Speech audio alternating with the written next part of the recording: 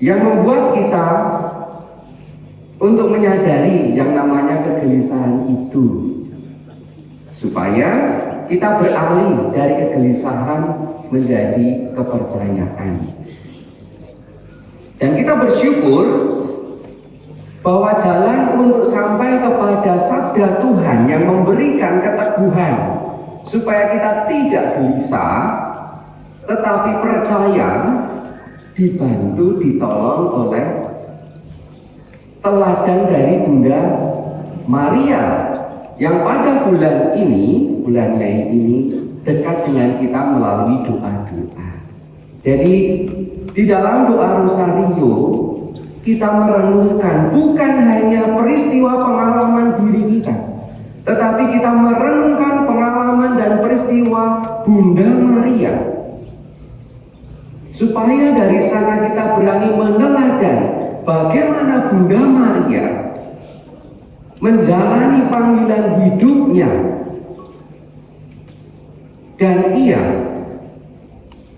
menjalaninya dengan penuh kesetiaan di dalam pergumulan dan mungkin kegelisahan, ketakutan dan kecemasan, tetap setia. Maka kita diajak untuk merenungkan pengalaman Bunda Maria supaya menjadi teladan bagi kita yang juga mengalami kegelisahan. Pada saat Bunda Maria menerima kabar sukacita yang membuat kita sukacita, tetapi Bunda Maria mengalami apa? Kegelisahan dan pertanyaan sebenarnya. Bagaimana hal itu mungkin terjadi? Aku belum bersuami.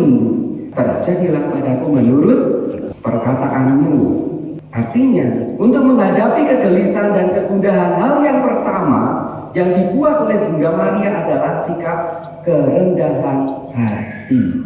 Orang yang rendah hati menyadari bahwa peristiwa yang dihadapi di dalam pengalaman hidup itu bukan hanya dijalani dengan kekuatan diri sendiri, tetapi di sana Bunda Maria mengandalkan kekuatan Tuhan. Terjadilah padaku, meskipun itu menggelisahkan, terjadilah padaku. Itulah tanda Bunda Maria menjalani kehidupan yang penuh kegelisahan itu dengan rendah hati. Itu yang pertama. Hal yang kedua, pada saat Bunda Maria membawa bayi Yesus dan berjumpa dengan Simeon, apa yang dikatakan Simeon? Ingat, suatu saat pedang akan menusuk hatimu sendiri.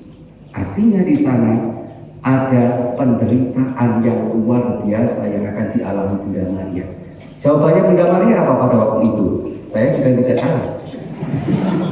Karena Bunda Maria tidak mengatakan apa-apa, tetapi sikap diam Bunda Maria itu menjadi teladan. Orang saya akan komentar. Biasanya kita itu cenderung komentar. Pada saat kita menerima hal yang tidak nyaman di depannya, orang saya komentar. Maka Bunda Maria itu menjadi teladan, berani menyimpan di dalam hati segala peristiwa hidup meskipun itu menggelisahkan di depannya. Suatu saat pedang akan menusuk hatimu. Orang yang berani menerima yang tidak ia sukai, itulah orang yang kuat dan luar biasa. Teladan yang ketiga, pada saat Bunda Maria bersama Yesus di Kana, ikutilah apa yang diperintahkannya kepadamu. Padahal Yesus mengatakan pada saat itu bahwa saatnya belum tiba. Tidak mau apa Bapak Ibu, tetapi Bunda Maria mengatakan ikutilah apa yang diperintahkan kepadamu. Kenapa Bunda Maria seperti itu? Karena Bunda Maria percaya apapun keadaannya, ketika itu diserahkan kepada Yesus, pasti hasilnya akan baik-baik saja.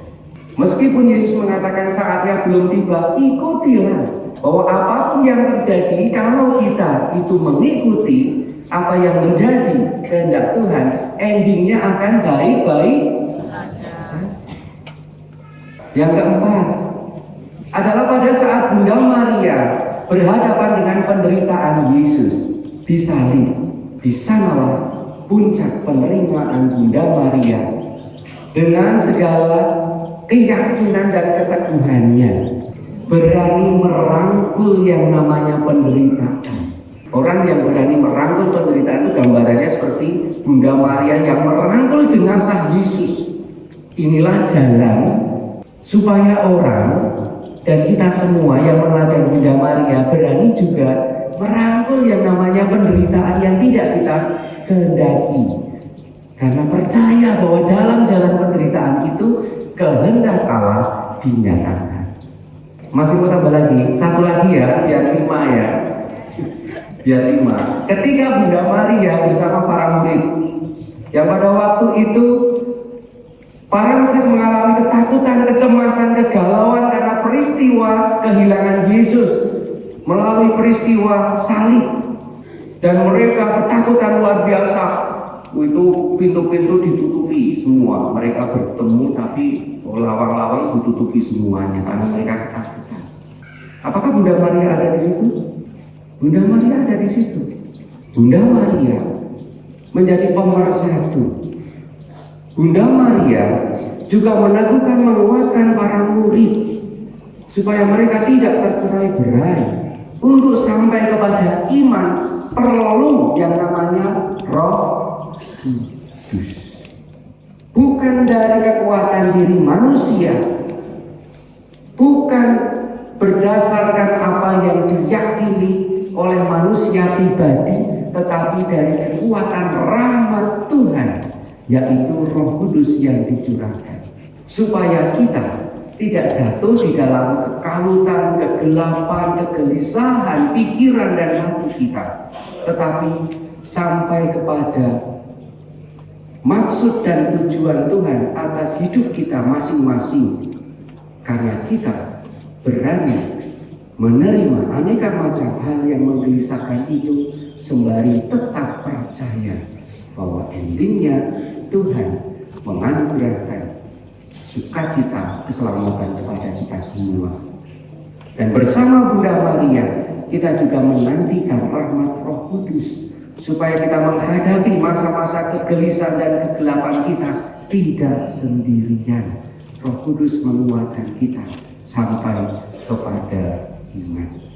Kita mohon rahmat Tuhan dengan pengantaraan Bunda Maria. Kemuliaan kepada Bapa, Putra dan Roh Kudus, sekarang, selalu, dan sepanjang segala abad.